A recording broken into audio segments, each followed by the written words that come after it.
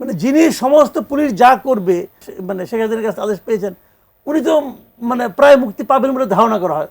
আপনি বিচার চাবেন না, বিচার চাবেন। আবার বিচার মানেই কিন্তু শাস্তি না, এটা কথা মাথায় রেখেন। এনসিপির বিষয় নিয়ে একটু শুরু করি।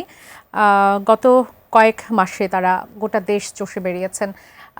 নতুন একটি রাজনৈতিক দল হতে যাচ্ছেন তারা, এবং তাদের যে প্রচেষ্টার মাধ্যমে যখন সবাই প্রশ্ন করছে যে তাদের আসলে কাঠামো কি, তাদের নীতি নৈতিকতার বিষয়গুলো নিয়ে যখন সবাই প্রশ্ন করছে, আজকে তাদের জাতীয় নাগরিক পার্টির যে আয়োজন, সেখানে ইশতেহারে তারা নতুন বাংলাদেশের স্বপ্ন দেখানোর যে 24 দফা দিয়েছে, সেটি আসলে কেমন দেখলেন? প্রথমে আপনার সেই অভিজ্ঞতার কথা একটু যদি জানতে চাই।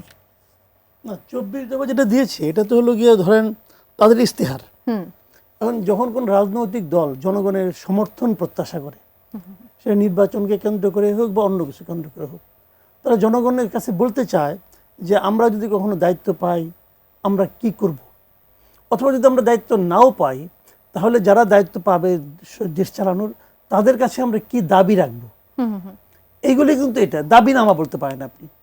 তো এই ইশতেহারগুলো 24টা দফা তারা দিয়েছে, এবং এটা যদি আপনি কালকে বিএনপিকে দিতে বলেন, দেখবেন যে এর সঙ্গে বিএনপি অন্তত 10-15টা কমন পড়ে যাবে।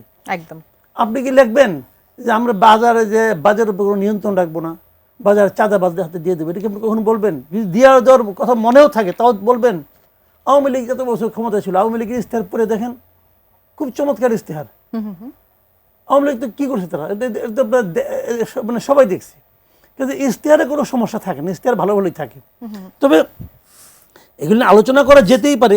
যেমন তাদের এক নম্বর আমি দেখলাম যে আমার সামনে আমি দেখতেছি যে জুলাই অভ্যুত্থানের স্বীকৃতি ও বিচার, তো এটা তো তারা চাইতেই পারে, কিন্তু তো আমি কোনো অন্যায় দেখি না। তারা একটা অভ্যুত্থান করছে, অভ্যুত্থান করতে যে প্রচলিত অনেক আইন তারা ভাঙছে, তাই না? এবং সেই জন্য ওটা তাদের একটা স্বীকৃতি, এটা তো চাবে, এটা চাওয়া উচিত, আমিও মনে করি চাওয়া উচিত। কারণ জুলাই অভ্যুত্থানকে স্বীকৃতি না দিলে তো অনেক কিছুই ভুল হয়ে যাবে, অনেক কিছুই আপনার কোনো ভিত্তি থাকবে না। তো কাজে এটা দরকার আছে বিচার, এটাও চাওয়া উচিত। এতগুলি লোককে মানে এভাবে নৃশংসভাবে হত্যা করা হয়েছে, এটা আপনি বিচার চাবেন না, বিচার চাবেন। আবার বিচার মানেই কিন্তু শাস্তি না, এটা কথা মাথায় রেখেন। বিচার মানেই কিন্তু শাস্তি না, বিচারের মধ্যে কিন্তু বেকসুর খালাসও একটা রায় আছে। কাজে আমি কিন্তু এটাও মনে করি বিচার পুলিশের হওয়া উচিত।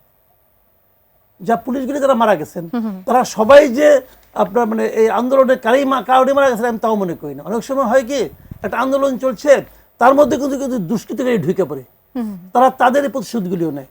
কাজেই কোনটা কি কারণে মারা গেছে সেটা বোঝার জন্য পুলিশ হত্যার বিচার হওয়া উচিত। যে পুলিশরা মারা গেছে তারা কি দেশের নাগরিক না? তাদের দেশের নাগরিক, তো তাদের ঘর সংসার নাই, তারা কি সবাই শেখ হাসিনার মতো অপরাধী না রে ভাই? এবং পুলিশের যে শিরোমণি সে তো আবার রাজসাক্ষী হয়ে গেছে।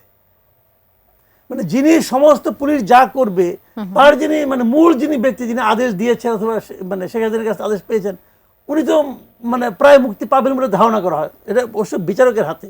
তারপরেও ধরেই নেই যে না, যারা রাজসাক্ষী হয় তারা তো এক ধরনের সুবিধা পায়, তো উনি তো রাজসাক্ষী হয়ে গেছেন। এখন একটা পুলিশ কনস্টেবল যদি বলতো আমি রাজশাহী হতে চাই, তাকে রাজশাহী বানাইতো না তো। এখানে অনেকগুলো কিন্তু ঘটনা আছে। কাজে আমি মনে করি বিচারটা সবারই, সব হত্যাকাণ্ডেরই বিচার হওয়া উচিত।